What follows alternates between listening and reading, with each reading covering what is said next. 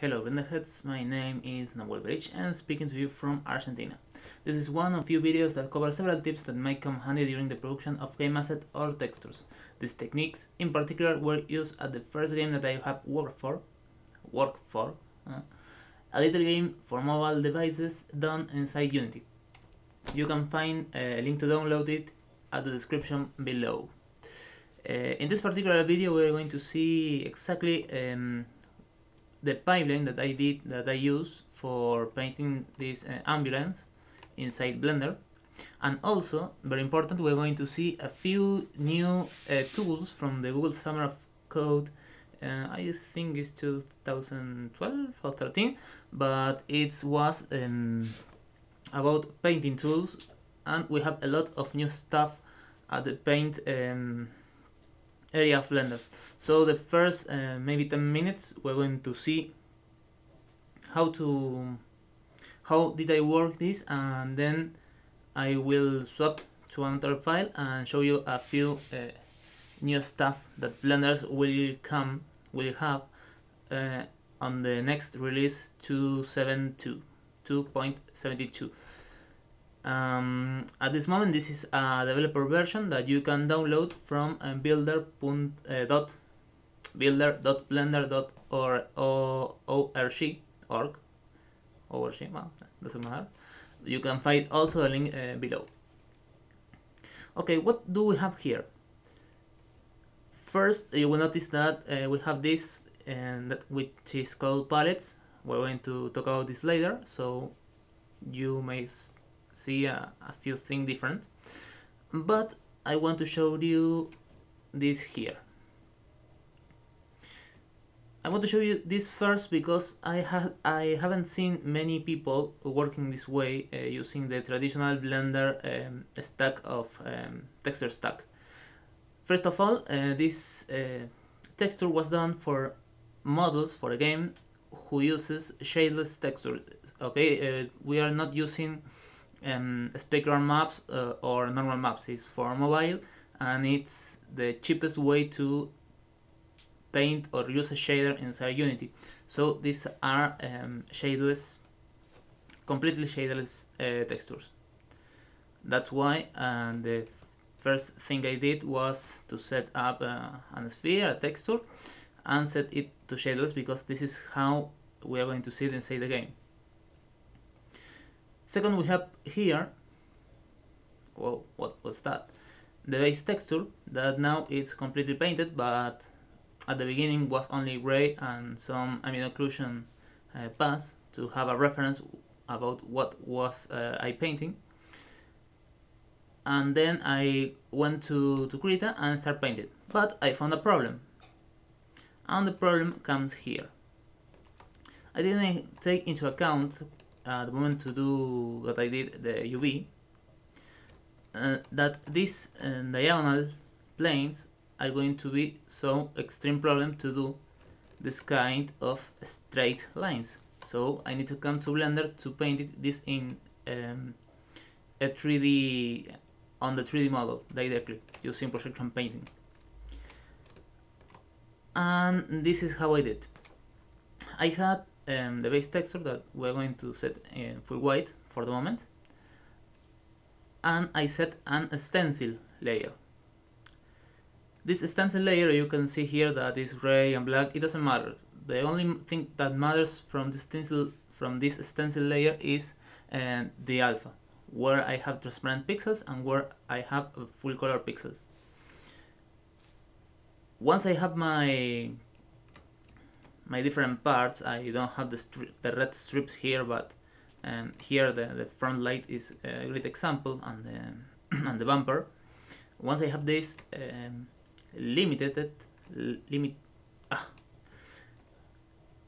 cropped, I don't know how to say the word. I set this layer with a little option down here that it's called stencil, and this stencil option works for cut the layers below it. Alright, here is a thing that you should know.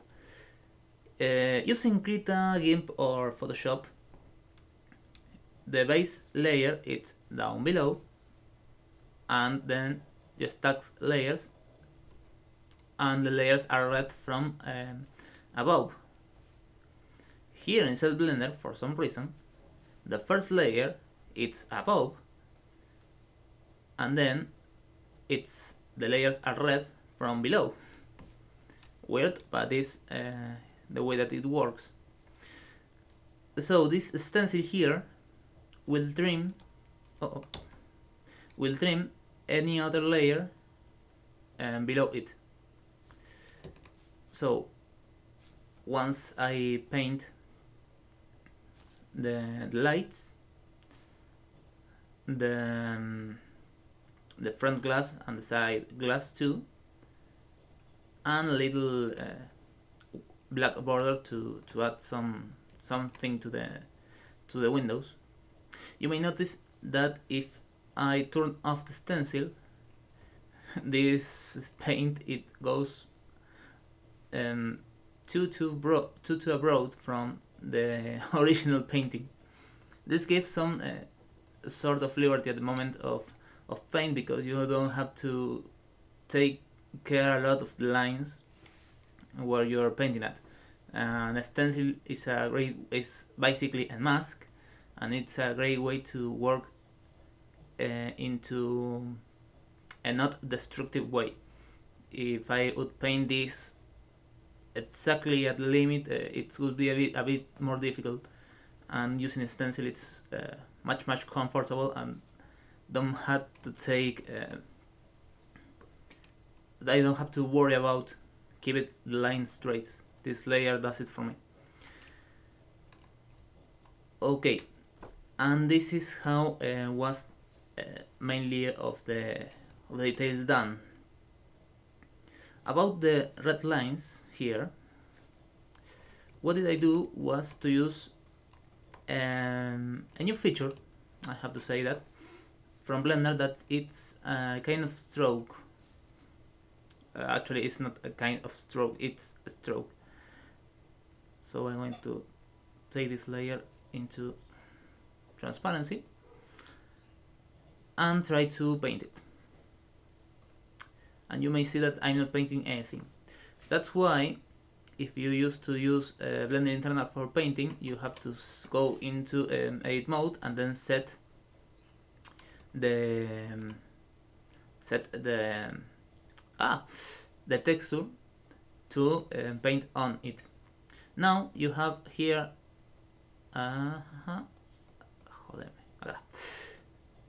now you have this new option called slots, where all the texture from the material are listed, and so you select here on which one you want to paint. Okay, I usually pin this to have it in the same window with the same tab, the same tool shelf as the rest of the painting options. Okay, this is going to be complicated, a long day. Once I have selected my texture to be painted, the second thing that I want to configure is here at strokes. Now we have a few more stroke methods. I'm going to use line, and as you can see here,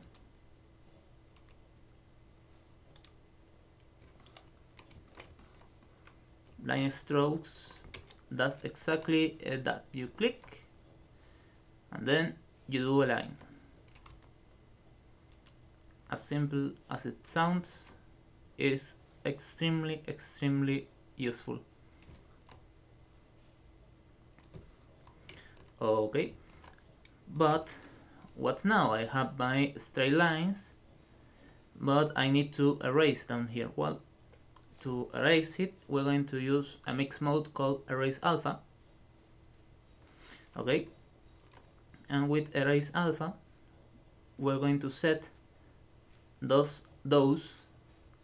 alpha pixels into transparent. We are keeping the RGB colors, but we are also doing the alpha pixels fully transparent, and that allowed us to keep our design.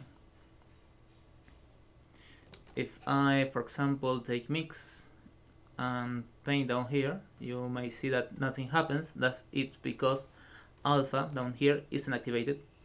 If I turn on alpha, you can see that now I'm painting. That's because this little button activates how alpha pixels are going to be manipulated when you use any stroke. Okay, if this is turned on, when you paint, usually take the 0 alpha pixels and turn it into 1, and then also paint with the RGB color that you selected. If this is turned off, you will paint the RGB colors, but the transparent alpha pixels will remain transparent, and you won't see until now. I'm going to use at alpha. This is also like, there you go, at alpha blending mode, and you can see now that all the pixels that all the paint that I did was there, but all the pixels also had alpha 0, so we didn't saw the RGB colors.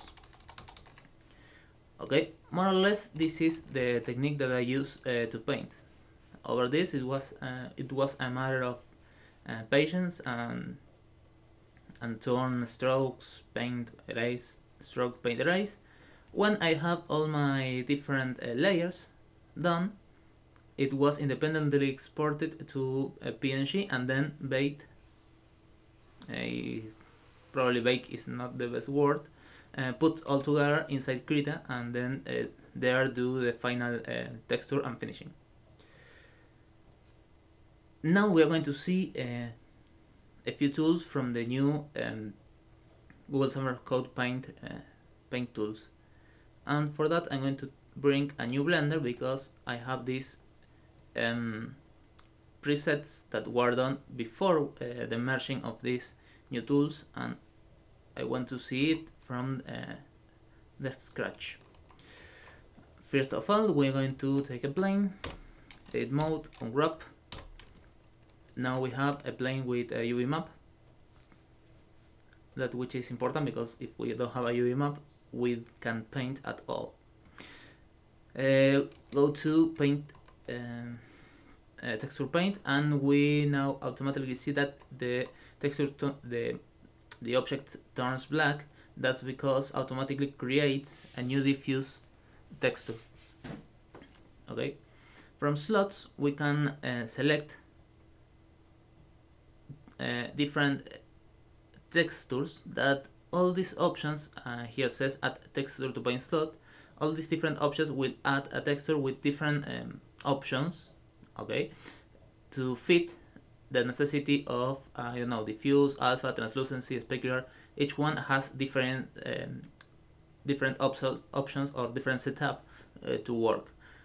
I'm not going to select these ones because as displays and probably translucency, it's still buggy, so it will crash in my face. I don't want to do all the introduction again, so I will keep an eye on this. Probably for the final release this is going to be fixed, but this is a development version, so it's still a bit buggy.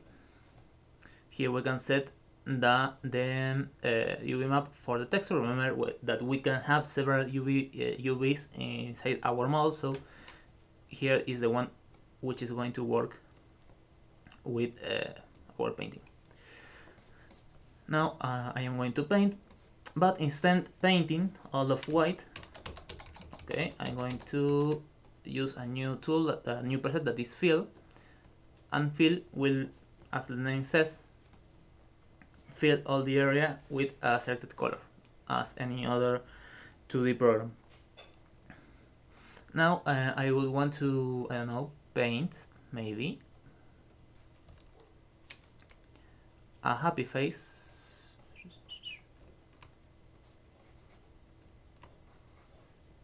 Okay,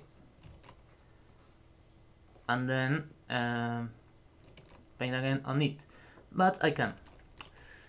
Here is where the stencil layer comes handy, but we have a new tool here that is called stencil.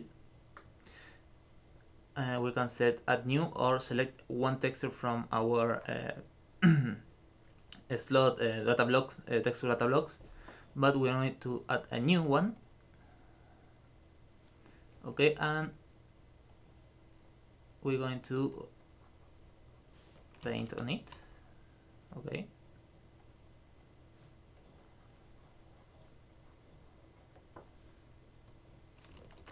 I need to set this to mask, and now we are working on the stencil.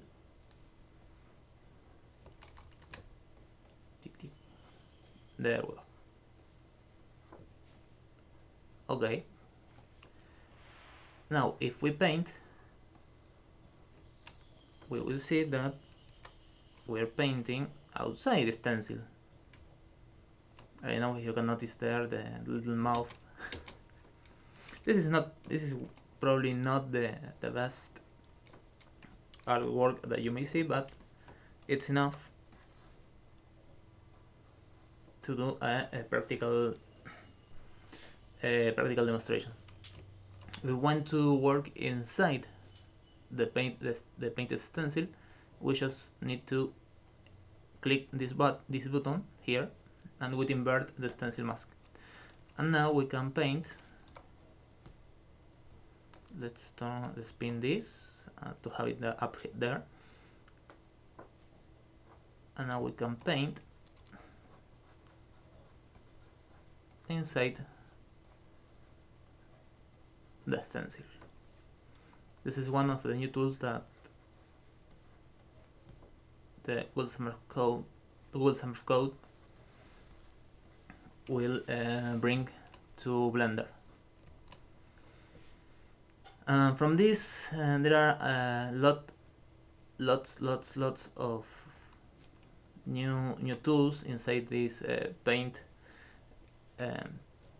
commit. We have a lot more of blending modes. We have a dedicated soften brush with Gaussian or the traditional box soften method. If we talk about strokes, we also already see the one which is line, and also we have one which is curve. Okay, we can click Control, and then undo this Bezier curve that will remain on screen and will allow us to paint on any desirable way. We can set our curve and take a stroke on it. Interesting effect can be done with this, but this also can be used at sculpting mode. So if I go to sculpt mode, turn on dynamic paint, this here with this little pop-up says that the UVs are going to be broken. Okay, I'm accepting that. I'm going to lose the UVs because I use dynamic paint. Dynamic paint breaks any vertex info like UVs or vertex color, but it's okay. This is a demonstration, so I taken it. Now we're going to select curved, and we can do a new curve or use the one that we did before, because here we have a curve data block. And now you see that we have our curve drawn inside sculpt mode, as well as straight lines. Now we can sculpt straight lines.